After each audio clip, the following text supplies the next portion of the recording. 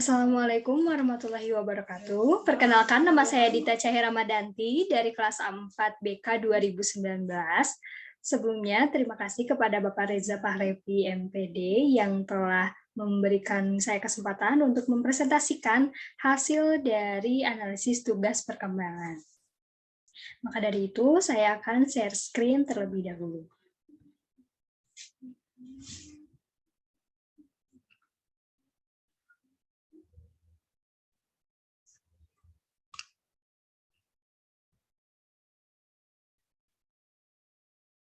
Baik, pada layar ini telah menampilkan dari aplikasi analisis tugas perkembangan itu sendiri. Di sini saya menggunakan data dari kelas 12 IPA, kelompok yang pertama. Di sini telah terlihat data-datanya, nama-nama, dan hasil dari angket yang telah disebarkan. Nah, kita langsung saja ke analisis kelompok. Di sini ada garis kuning ya, seperti yang terlihat, ada garis kuning yang memanjang ini, itu adalah rata-rata dari tugas dari para aspek tugas perkembangannya. Nah, dapat dilihat di sini yang paling rendah yaitu ada di poin ketiga. Kita bisa lihat yaitu kematangan emosional.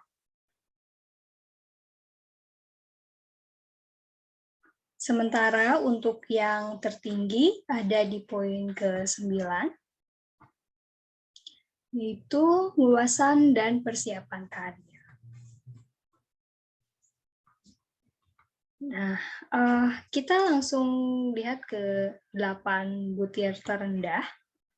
8 butir terendah di sini, yaitu yang tidak sampai pada rata-rata ya. Kita bisa lihat.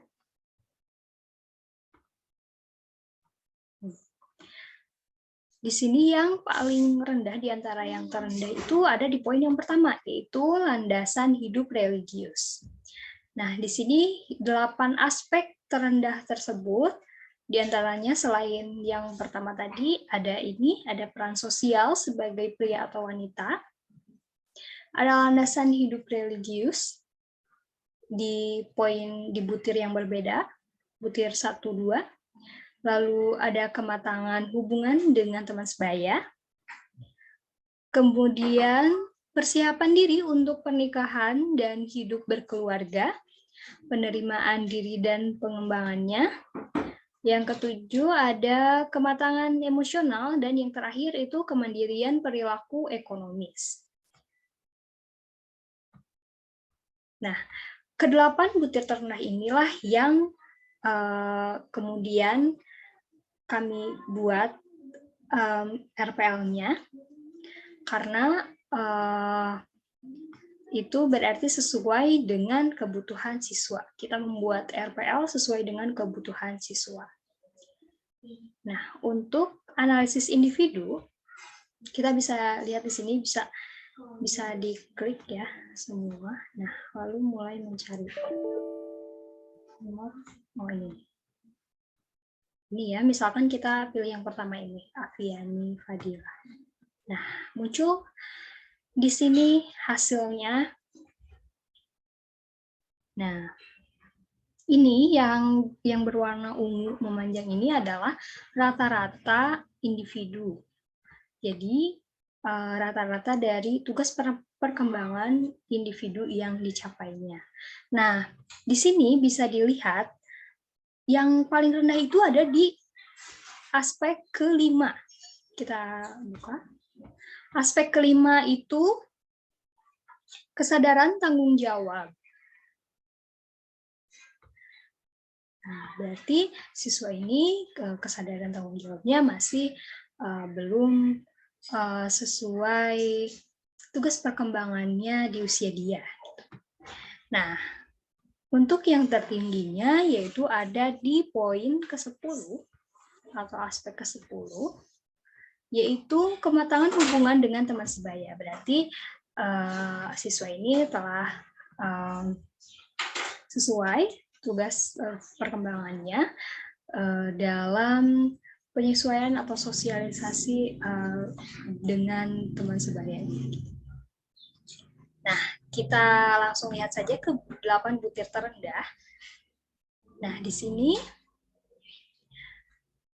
8 butir terendah ada kematangan intelektual, ada aspek landasan perilaku etis, kemudian aspek kematangan emosional, landasan hidup religius, ada landasan hidup religius lagi. Ini di butir yang 1-3.